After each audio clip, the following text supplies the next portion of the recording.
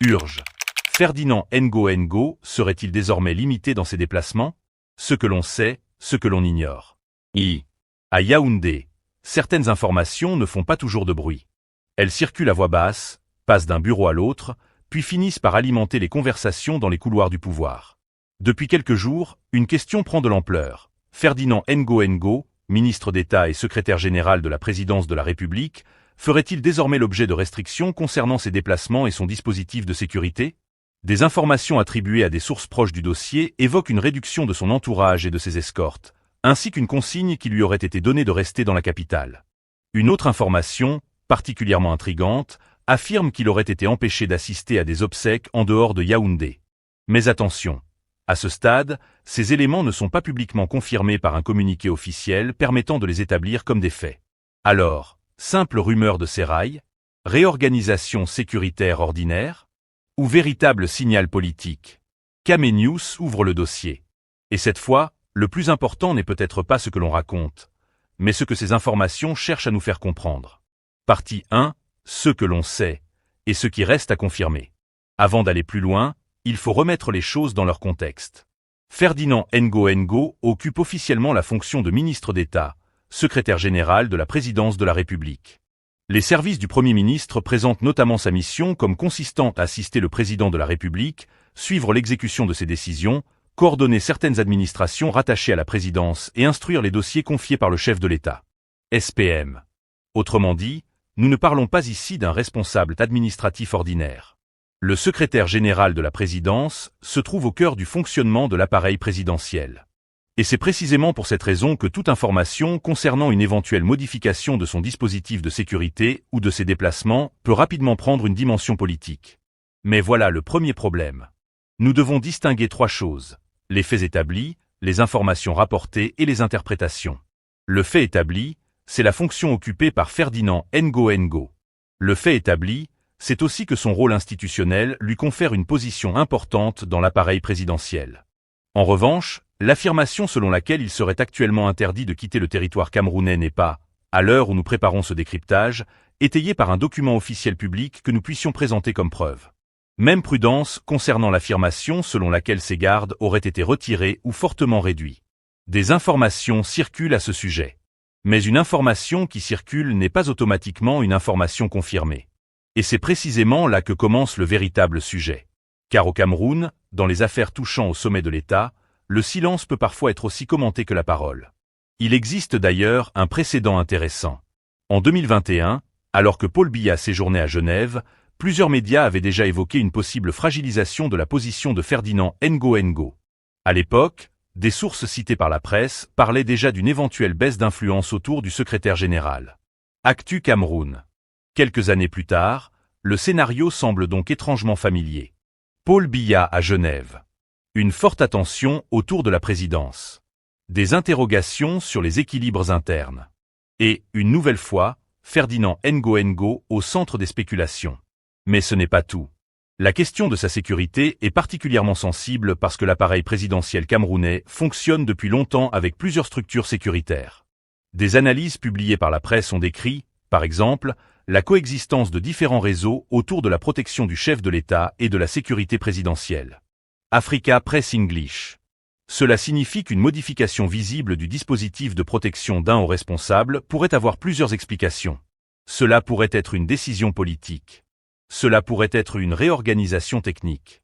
Cela pourrait être une mesure temporaire. Ou cela pourrait n'avoir absolument aucune signification politique. Et c'est justement cette incertitude qui rend l'affaire aussi fascinante. Partie 2. Les restrictions qui font parler. Revenons maintenant à l'information qui fait le plus de bruit.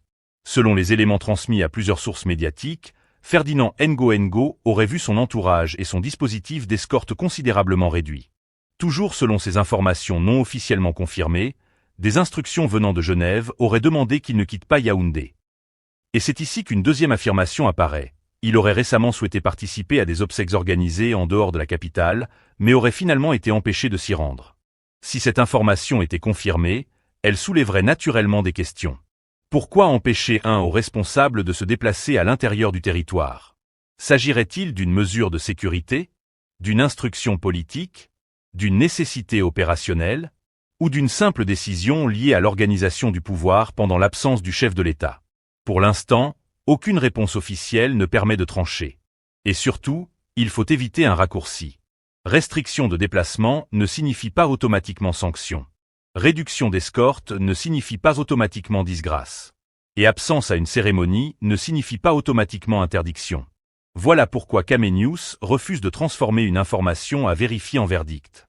Mais dans le même temps, il serait tout aussi imprudent de faire comme si ces informations n'existaient pas. Car plusieurs éléments du contexte politique rendent cette affaire particulièrement sensible. Paul Biya séjourne actuellement en Suisse selon plusieurs publications récentes, tandis que son absence du Cameroun continue d'alimenter de nombreuses interrogations dans l'opinion. Kame.be. Et lorsqu'un président est absent, les regards se tournent naturellement vers ceux qui assurent la continuité du fonctionnement institutionnel. C'est là que la position de Ferdinand Ngo devient particulièrement intéressante. Pendant des années, la presse camerounaise et internationale a décrit le secrétaire général comme l'un des personnages les plus influents du système présidentiel. Des médias ont régulièrement analysé son poids dans les décisions et dans les équilibres du palais. Mais aujourd'hui, une question apparaît. Son influence est-elle toujours la même? Attention encore une fois, nous ne disons pas qu'elle aurait disparu. Nous demandons simplement si les signaux actuellement observés pourraient indiquer une évolution. Et cette nuance est essentielle. Car dans les régimes politiques très centralisés, le pouvoir ne se mesure pas uniquement à la fonction officielle. Il se mesure aussi à l'accès. Qui peut voir le président? Qui peut lui parler directement? Qui peut transmettre une instruction? Qui contrôle les informations qui remontent? Qui dispose d'une capacité de déplacement? Et surtout, qui reste entouré lorsque les autres commencent à perdre leur relais? Voilà la véritable question. Partie 3. Décryptage et mise en perspective. Il faut maintenant prendre un peu de hauteur sur cette affaire. Parce qu'au Cameroun, le pouvoir ne parle pas toujours avec des communiqués officiels. Parfois, il parle avec une nomination, une absence, une voiture qui change de cortège, et même avec le nombre de personnes qui marchent derrière un responsable. Selon les informations qui circulent, le dispositif autour de Ferdinand Ngo aurait été considérablement réduit. Si ces informations venaient à être confirmées, forcément, les observateurs commenceraient à se poser des questions. Pourquoi maintenant? Pourquoi cette réduction? Et surtout, pourquoi dans ce contexte politique aussi particulier? Mais attention, doucement. Au Cameroun, dès qu'un grand responsable apparaît avec 2 gardes au lieu de 6, certains commencent déjà à chercher la date de ses funérailles politiques. Pourtant, une réduction d'escorte peut avoir plusieurs explications. Elle pourrait être liée à une mesure de sécurité, à une réorganisation administrative, à un changement temporaire du dispositif ou à une instruction dont nous ne connaissons pas encore la nature. Donc, pas question de conclure trop vite. Mais voilà où l'affaire devient intéressante. Ferdinand Ngo occupe depuis plusieurs années une position stratégique au sein de la présidence. Son rôle officiel lui donne accès à des dossiers importants et à l'appareil administratif présidentiel. Alors, si son environnement venait réellement à changer, la question ne serait pas simplement « Qu'est-ce qui arrive à Ferdinand Ngo ?» La question serait plutôt « Qu'est-ce qui est en train de changer autour de Ferdinand Ngo ?» Parce qu'en politique camerounaise, quand un rapport de force évolue, personne ne vient forcément vous convoquer pour vous dire « Monsieur, votre influence a diminué de 40%. Merci de remettre les clés. » Non. On peut simplement commencer à remarquer de petits détails. Une réunion à laquelle quelqu'un ne participe plus. Une nomination qui surprend. Un responsable qui devient soudainement très présent. Un autre qui devient beaucoup plus discret. Un déplacement qui n'a finalement pas lieu. Et puis, progressivement, les observateurs commencent à assembler les pièces du puzzle. Mais est-ce réellement ce qui se passe ici? Impossible de l'affirmer pour le moment. Et c'est justement là que le journalisme doit faire son travail. Séparer les faits des interprétations. Concernant l'information selon laquelle des instructions venues de Genève auraient demandé à Ferdinand Ngo de ne pas quitter Yaoundé, la prudence est encore plus importante. Si cette information était confirmée par des éléments indépendants, elle soulèverait évidemment des interrogations sérieuses. Pourquoi une telle restriction? S'agirait-il d'une mesure temporaire? D'une décision liée à la sécurité? D'une volonté de garder certains responsables à proximité du centre du pouvoir pendant l'absence du chef de l'État? Ou y aurait-il une autre explication que le public ne connaît pas encore? Pour l'instant, nous n'avons pas suffisamment d'éléments pour trancher. Mais le contexte rend cette affaire particulièrement sensible. Paul Biya étant actuellement absent du Cameroun, les regards se tournent naturellement vers les responsables qui assurent le fonctionnement quotidien de l'État. Et dans une telle période, chaque mouvement peut être interprété. Une nomination devient un signal. Une promotion devient un signal. Une absence devient un signal. Même une escorte peut devenir un signal. Voilà le problème. Au Cameroun, parfois, le protocole ressemble presque à un langage codé. Vous voyez quelqu'un entouré de 10 personnes, on dit « Ah, celui-là est puissant ». Le lendemain, il n'en a plus que 3. Et qu'est-ce qui se passe? Et si, en plus, il arrive seul à une cérémonie? Là, le quartier politique ouvre immédiatement une commission d'enquête. Mais derrière cette touche d'humour, il y a une réalité sérieuse. Dans un système où l'accès au chef de l'État, aux informations stratégiques et aux centres de décision est particulièrement important, une modification du dispositif autour d'un haut responsable peut naturellement susciter des interrogations. Cela ne signifie pas automatiquement qu'il y a disgrâce. Cela ne signifie pas automatiquement qu'il y a conflit. Et surtout, cela ne signifie pas que quelqu'un aurait perdu le pouvoir. Mais cela mérite d'être observé. D'autant que les dernières évolutions dans l'appareil militaire et sécuritaire sont elles aussi scrutées par les observateurs.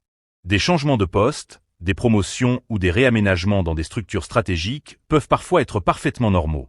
Mais lorsqu'ils interviennent dans une période où les spéculations sur les équilibres au sommet sont nombreuses, leur lecture politique devient presque inévitable. Alors, faut-il y voir une grande recomposition? Pas encore. Faut-il totalement ignorer ces signaux? Pas davantage. La bonne attitude consiste à attendre les confirmations et à regarder l'évolution des événements. Car en politique, un signal isolé ne raconte pas grand-chose. Plusieurs signaux qui apparaissent au même moment peuvent, commencer à raconter une histoire. Et c'est précisément ce que nous devons surveiller. Qui gagne en visibilité? Qui reçoit de nouvelles responsabilités? Qui devient plus présent dans les décisions? Qui représente le chef de l'État? Et surtout, qui reste réellement au centre du dispositif lorsque le président est absent? Pour l'instant, les réponses restent ouvertes. Et c'est peut-être justement cela qui rend cette affaire aussi intrigante. Parce que si les informations concernant Ferdinand Ngo sont confirmées, alors il faudra regarder au-delà de son propre cas. Il faudra regarder la mécanique entière du pouvoir. Car parfois, ce n'est pas l'homme qui change. C'est le système autour de lui qui commence à changer. Et si tel était le cas ici, alors la question ne serait plus simplement de savoir pourquoi les gardes auraient été réduits. La vraie question deviendrait: qui est en train de redessiner les lignes du pouvoir, et dans quel objectif? Mais pour l'instant, le dossier reste ouvert. Partie 4. Analyse satirique des pratiques. Il faut maintenant prendre un peu de recul. Parce qu'au Cameroun, la politique a parfois son propre langage. Un langage qui n'est écrit dans aucun manuel, mais que tout le monde semble comprendre. Ici, on ne vient pas forcément vous dire « Monsieur, votre influence a diminué ». Non, non. On peut simplement réduire un peu le protocole, modifier quelques habitudes, changer certains interlocuteurs, et laisser les observateurs faire eux-mêmes leurs conclusions. Et justement, selon les informations qui circulent, si le dispositif autour de Ferdinand Ngo avait réellement été réduit, certains pourraient y voir un signal politique. Mais attention, un garde en moins ne signifie pas automatiquement un pouvoir en moins. Sinon, au Cameroun, il suffirait de compter les véhicules derrière une personnalité pour connaître son poids politique. Aujourd'hui, 5 voitures derrière toi, grand, tu es fort. Demain, 2 voitures, quelque chose se prépare.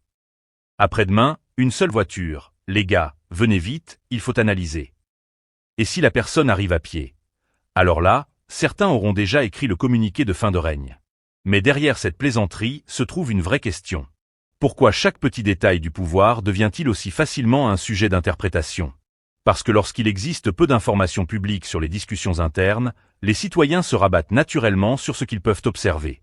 Une nomination, une promotion, une absence, un déplacement, une cérémonie, une escorte. Même une poignée de main peut devenir un dossier de politique nationale. Au Cameroun, parfois, le protocole parle plus fort que les communiqués. Mais voilà le piège. Tout interpréter peut être aussi dangereux que ne rien regarder. Une réduction d'escorte peut avoir une raison purement sécuritaire. Un déplacement peut être annulé pour une raison personnelle ou administrative. Une nomination peut être liée au fonctionnement normal de l'État. Et une absence peut simplement être une absence. C'est pourquoi il faut distinguer le signal, l'interprétation et la preuve. Et c'est exactement là que le travail journalistique devient important. Parce qu'entre une information rapportée et un fait confirmé, il existe parfois tout un océan. Une personne dit « J'ai entendu que ». Une autre répond « Moi aussi, j'ai une source. Puis une troisième arrive. Mon frère connaît quelqu'un qui travaille là-bas. Et avant même qu'une confirmation officielle ne tombe, l'information a déjà changé de forme 5 fois. Voilà comment naît parfois une vérité parallèle. Une vérité qui circule très vite, mais dont personne ne sait exactement où elle a commencé. Et dans une période politique sensible, cela peut devenir extrêmement puissant. Parce que lorsqu'un responsable aussi important que Ferdinand Ngo est concerné, chaque rumeur peut immédiatement être interprétée comme un message politique. Certains peuvent y voir une disgrâce. D'autres une réorganisation. D'autres encore d'une simple mesure temporaire. Et certains diront même « Attendez seulement, le temps va nous expliquer ». Et souvent, c'est peut-être la meilleure réponse. Parce que le temps permet de vérifier ce que les rumeurs ne peuvent pas prouver. Si les restrictions annoncées existent réellement, de nouveaux éléments pourraient apparaître. Si elles n'existent pas, elles pourraient être démenties. Et si elles sont seulement temporaires, la situation pourrait rapidement revenir à la normale. Voilà pourquoi nous devons éviter de transformer une hypothèse en conclusion. Pour l'instant, rien ne permet de déclarer que Ferdinand Ngo serait définitivement écarté, sanctionné ou privé de son influence. Et encore moins de savoir avec certitude ce qui se joue derrière ces informations. Mais il existe une chose que l'on peut observer. Le contexte politique est suffisamment sensible pour que chaque changement soit immédiatement scruté. Et c'est là que la satire camerounaise retrouve toute sa place. Parce qu'au fond, notre système politique nous a habitués à une étrange discipline. L'art de faire beaucoup parler avec très peu d'explications. Un communiqué de 3 lignes peut produire 3 jours de débat. Une nomination de 2 phrases peut générer 50 analyses. Une photo de 10 secondes peut nourrir une semaine de spéculation. Et une absence? Une absence au Cameroun peut avoir plus de scénarios qu'une série télévisée. Mais derrière tout cela, il y a une véritable attente citoyenne. Comprendre ce qui se passe réellement.